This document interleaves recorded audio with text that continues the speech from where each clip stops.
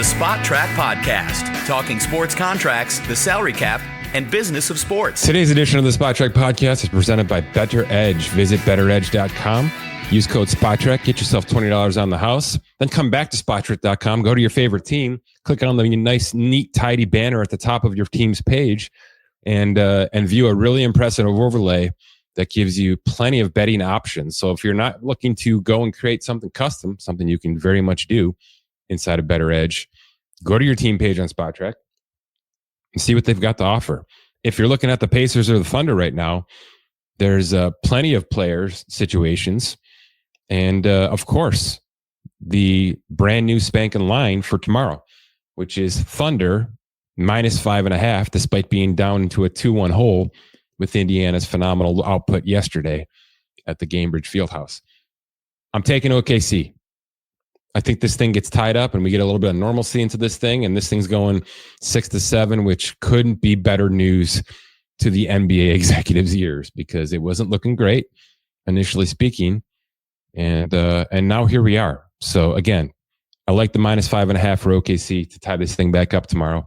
And you can do that all right on SpotTrek.com, including making the bet without ever having to leave. Get yourself registered at BettorEdge.com. Use code SpotTrek for that free $20 on the house. My name is Mike Ginnitti. It's Thursday, June 12th.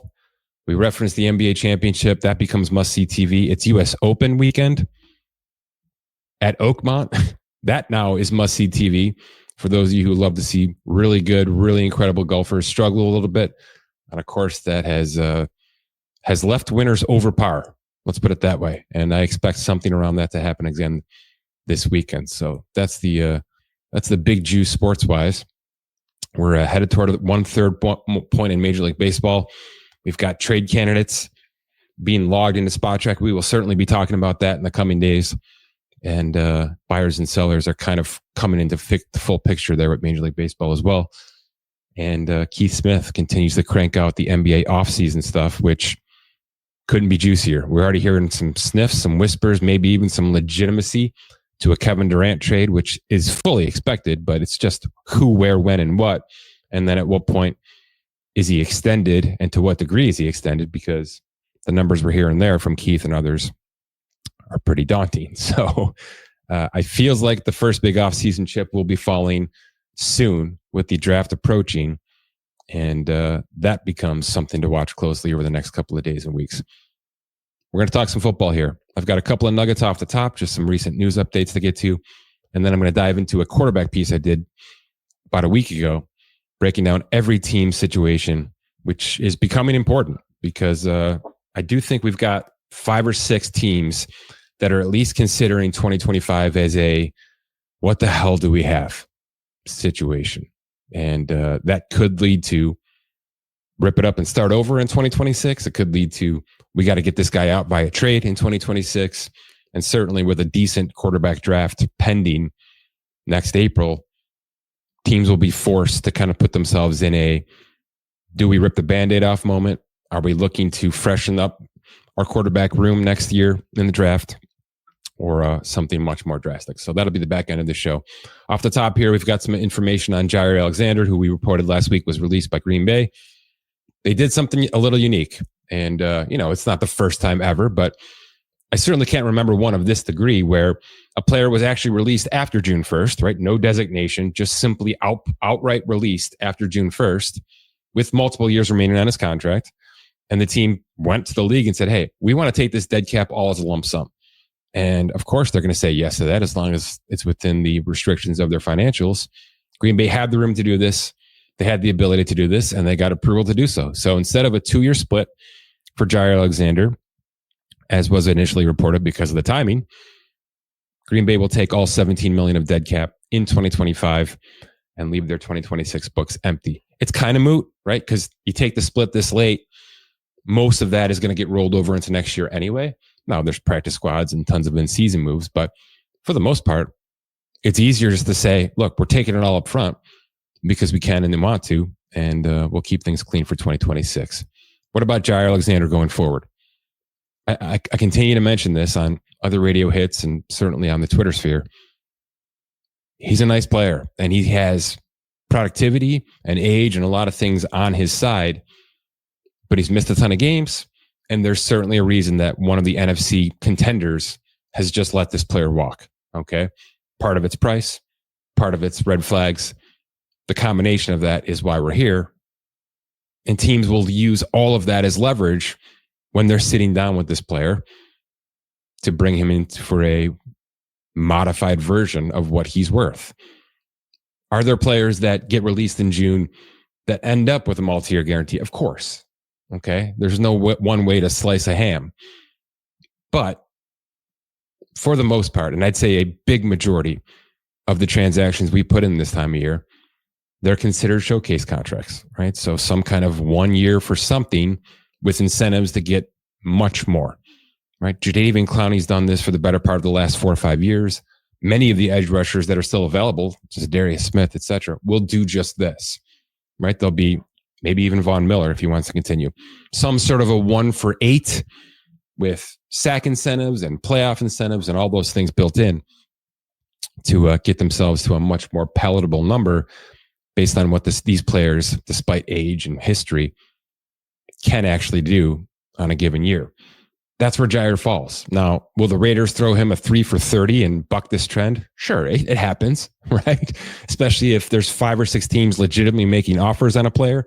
Of course, somebody's going to step in and try to swing big to pull the conversation in their direction. But I don't think we're here with this player specifically. And I think the Tre'Davious White situation that I referenced on Twitter when this release happened is a little bit closer to where we're going to be.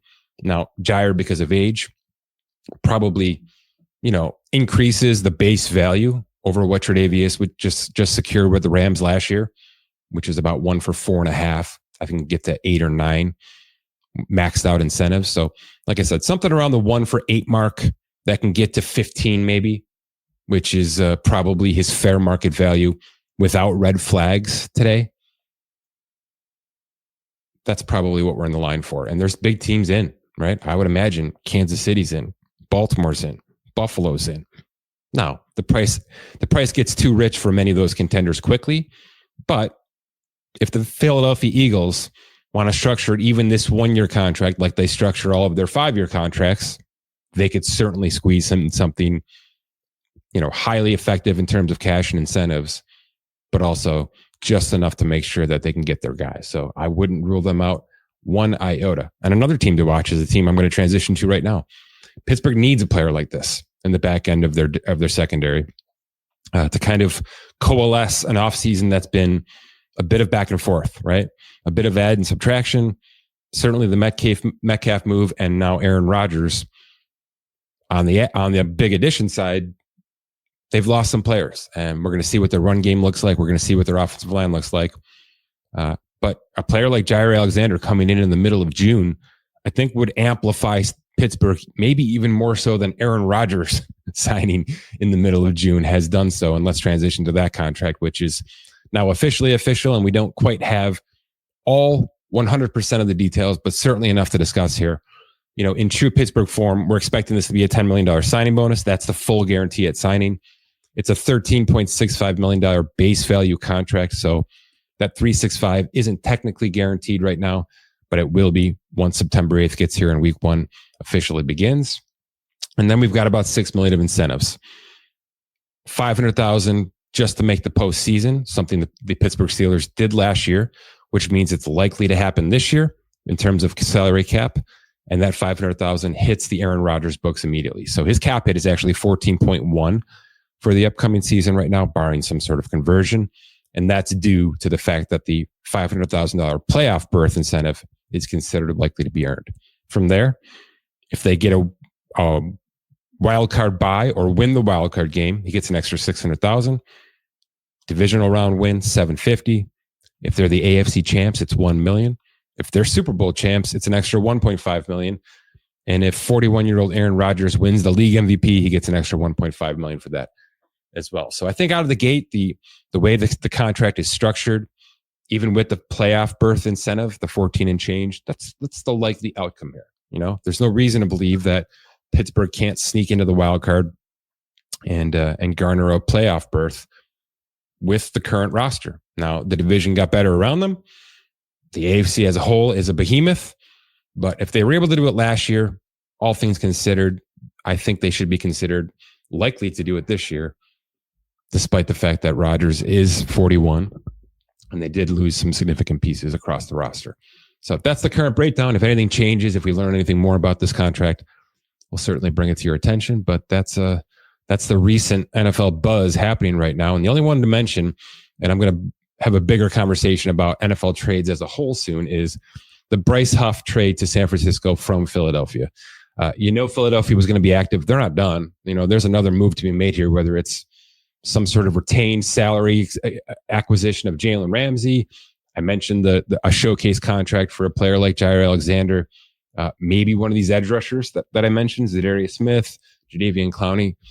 There's just not enough. Philadelphia feels like they're constantly having to improve, get better, and add bulk and depth. So I don't expect them to be done. But the Bryce Huff situation over the past 18 months is admittedly one of their bigger swings and misses. They signed into a 3-year, $51 million contract last March, super early in free agency. It was one of the earliest reported free agent contracts in 2024. And, $34 million fully guaranteed. That basically made it a 2 for 34. All right. Well, after 1 and 17 and change, Philadelphia was done with this because it just didn't fit. Okay. The player just didn't fit the style. He's a very niche, specific ruled player in terms of an edge rusher. It worked well with the Jets for a minute, and Philadelphia kind of bought in that they could transition that to their system, and it just didn't work out. So they found a team where it will work out, and I don't have any argument that he's going to be a great player in San Francisco, at least for 2025 when his contract calls for it. And then we'll see. But, good on both sides here, sort of getting the due diligence part of this done. It's a conditional 5th-round pick that can become a 4th, and we don't yet have the details on how that will convey, but that's the going rate, right? In early June for a player like this who is going to become an immediate starter, albeit limited snap starter, for a very good contention San Francisco 49ers defense. So just wanted to note there, there was a bit of retain happening here. So San Francisco only owes him a little under $8 million for the upcoming season. And the Philadelphia Eagles actually ate a little over $9 million cash in 2025 to process this move and garner what could be a 4th-round pick. So they're admitting the mistake out loud, and I'm going to give them a hell of a lot of credit for it. Okay, because this is a lot of what's not happening in sports. This is what's taking some bad teams, or some good teams, I should say, and not allowing them to remain good, right? Not allowing the window to stay open. Now, it's one player on a 55-man roster at the end of the day, or a 70-man roster when you add in all the injuries. But even this one situation with $17 million guaranteed in 2025 wasn't going to stop the Philadelphia Eagles from saying, okay, not our thing. Let's get what we can get. Let's do what we got to do. We want that roster spot, and we want to plug in somebody else to make that's going to be a better football fit, even if the financial part of this is a disaster for us. And I know, by the way, even if we're going to have to admit this out loud to the world, that this was a swing and a miss for us. They've made a lot of rights. So to have to admit one wrong is a lot easier than, the Raiders going out there admitting that they've made their 19th straight wrong in a row. I get it, but this is what sets teams like this apart. I kind of equate it to the Mets a couple years back when they spent, $500 million in free agency on players that were basically 35 or older. And after about 4 months of baseball, realized, hey, this ain't our thing. Okay. This was a huge, gigantic, colossal mistake. And most of the players they had just signed months prior were traded, and most of the salary that was owed to them was retained by the Mets. Something that drastic isn't going to be normal because this was new owner syndrome to the nth degree. But these little pockets right here should be noted. They should be taken out loud that, good teams, the defending world champion, Philadelphia Eagles, admitted out loud a mistake, did something about it, $8-9 million cash to do so, and only garnered themselves a mid-round pick in the process. So it's about just keeping football first for a lot of these contending teams. And we have seen some pretty good moves to this degree with some of those teams, the Buffaloes, who did a big purge last February. Kansas City has purged 1 or 2 starting players basically per year in the Mahomes era, just to kind of keep things afloat, right? Tyreek being the big one. L'Jarius Sneed a couple of years ago to Indy, and the list grows and grows. We'll see what happens with guard Trey Smith, who's on a franchise tag still in Kansas City for the upcoming season. But it's the price to pay for being great and being expensive. And I just wanted to give a quick shout out to Howie Roseman. Not that he needs one from any of us that follow the financials of football. Speaking of which, let's flip to the quarterback stuff. Just some greatest hits here. I'm not going to dive too deep. The piece is certainly available to you on Spotrac.com. I've featured it out a few times now, and we will see just how things change over the course of the next few months here. But for the most part, the nuts and bolts of this piece is team by team, the entire quarterback room. So I give you the projected QB1. A lot of times that sounds silly because, of course, Josh Allen is the projected QB1 for the Buffalo Bills, but it was just easier from a format template standpoint to structure it this way. So I gave you the breakdown on the QB1, and that includes some thoughts, some analysis, and obviously any future remaining contract, how much of that is guaranteed, and the practicality of not only what's in the current contract, but when we get to the next contract, what happens, how far away are we from, either doomsday with this current situation or extending into the next contract with this current situation. So again, just some greatest hits with these QB1s. The Kyler Murray stuff right out of the gate, A for Arizona, right? I know that we've been kind of back and forth on him, and that's just how his career has gone. It's been inconsistent. It's been back and forth. His outright ratings have gone from 100 in 2021 into the low 80s for the next two seasons, but then did jump back into the 90s last season, a year that I thought was a bit underrated. That Arizona team did a lot of damage from a roster construction standpoint purposefully to really try to tread lightly with where things were headed, but they weren't doing anything with Kyler Murray because it's one of the most rock solid quarterback extensions we still have on the books. And they're trying to rebuild quickly on the fly to get as much juice out of it as they can. And he did his part last year. I will say this. He did his part despite having some backlash and some off the field stuff attached to him. I thought he really took a step forward. He rushed the ball 80 times last year, scored 5 rushing touchdowns, 21-11 passing touchdown interception ratio last year. A lot of good things, easily his best season in 4 years. And this is a younger team that's gotten a little fresher, I think a little better coached over the past 18 months. And they're on the short list of teams to watch, at least from a fringe wildcard standpoint in an NFC that has holes. If a team's going to break through, it's going to be in the NFC. And I put this team on a short list. However, he's also been in trade rumors, maybe flippantly for the past couple of off seasons and, sell low kind of thing. But if the majority of this roster doesn't look like it's improving to the degree that the team isn't going to be good in the current window of this Kyler Murray contract, which still has 4 years remaining through 2028. If Arizona looks around after 2025 and says, look, we got 3 years left, 2 of them are basically guaranteed with mechanisms, and we're just not going to get there before we have to pay Kyler Murray a boatload more to keep him as our quarterback at age 29 or 30. If that's the case, there's a real conversation to Arizona looking around the room and saying, it's probably time to think about trading Kyler Murray and restarting our quarterback process, both financially and from a football standpoint, because that better aligns with the rest of our roster, which just hasn't caught up or developed to the degree that we're going to be able to win a lot of ball games with Kyler Murray and his big time money. So I've been kind of poo-pooing any Kyler Murray stuff because of the contract and because of, a little bit of logic for the past couple of off seasons. I would certainly be willing to put my foot down in March of 2026 and say, look, this could be a real thing if Arizona doesn't take a market step forward over the next 18 weeks in 2025. So just something to monitor. The contract doesn't yet say it's time to get away from this, but it's a legitimate trade conversation based on the time remaining, the money remaining, and where the rest of this roster might be after 2025. Lamar only interested because Baltimore's making him interesting, right? They're looking at cap hits of $74.5 million in 2026 and 2027. They're looking at where the rest of the quarterback money has gone, and certainly Josh Allen's 4-year guarantee didn't help in Buffalo this past offseason.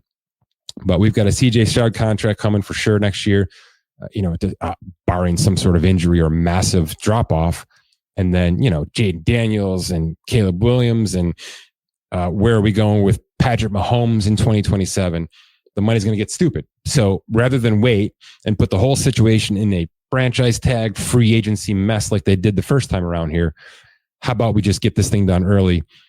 We'll lower his cap hits over the next 2 years, pay him cash that's a little bit more adjusted to where he belongs in 2026, and go from there. So I would expect, around the training camp week 1 area of this offseason, a big time Lamar Jackson extension to kind of course correct and take care of some cap business over the next couple of seasons as well.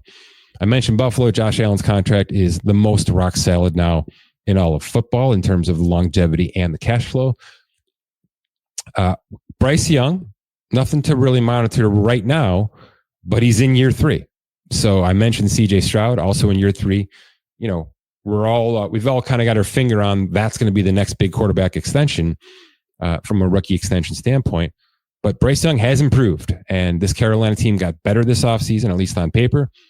And there's a world where we've got both Bryce Young and CJ Stroud eyeing massive rookie extensions after the 2025 season. So certainly worth noting there. Burrow's stable for 3 more years in Cincinnati. Cleveland has 5 TBDs and not a ton of guarantees to worry about there. The Dak guarantee is 3 more years, but will they follow Baltimore's plan a little bit here and maybe in 18 months start to have a real conversation about the next version of that if 30-something Dak Prescott is still considered to be the option going forward in Dallas, and that's very much an if right now. Jared Goff enters year 2. He's rock solid for at least 2 more seasons, 3 of those fully guaranteed. And Jordan Love is certainly one to watch here because it's year 2 of a 5-year contract, but the early guarantees kind of only run through 2026. So it's a big year to get to a situation where we feel super comfortable about Jordan Love in this contract through 2027, which would be the righteous time for Green Bay to really start to consider the next 3-up. So just doing the quick math, there's a world where Caleb Williams, Jaden Daniels, Patrick Mahomes, and Jordan Love at least could all be having a big extension conversation at the same time. So we're already kind of earmarking 2027-ish as one of those massive quarterback off seasons in terms of finances. Jacksonville, Trevor Lawrence. Somehow it's only year 2 of a 7-year contract. Okay. It feels like he's been, the what if question mark player for years and years and years. And he has through his rookie contract. It's been inconsistent for sure. There's been some injury concern and coaching issues, and, they've been flipping weapons left and right with him. And it's, been kind of a hot mess. But Lawrence could settle in here. This could finally be the year that they settle in. And there's a lot of people in Jacksonville saying, God, we hope so, because this contract is 4 years guaranteed based on early mechanisms, early triggers. So it's running through 2028 right now, basically whether they wanted to or not, barring some massive buyout in Denver Broncos Russell Wilson form. But it's certainly cloudy. And it's cloudy because of football reasons, not because of the stability of the contract itself. I mentioned Mahomes quickly, 3 more seasons, and then we start talking big time, right? He's paid over $50 million cash this year, next year, and in 2027. And at that point in time, it starts to talking about properly compensating Patrick Mahomes in a shorter, neater, trimmer football contract and not the baseball contract that he got himself into 4 years ago in Kansas City. Geno Smith, that's a brand new contract. It's a 2-year extension, so a 3-year total contract. It's a 2-year deal. Okay. There's a very murky world where they cut bait and make this a 1-year, $59 million contract.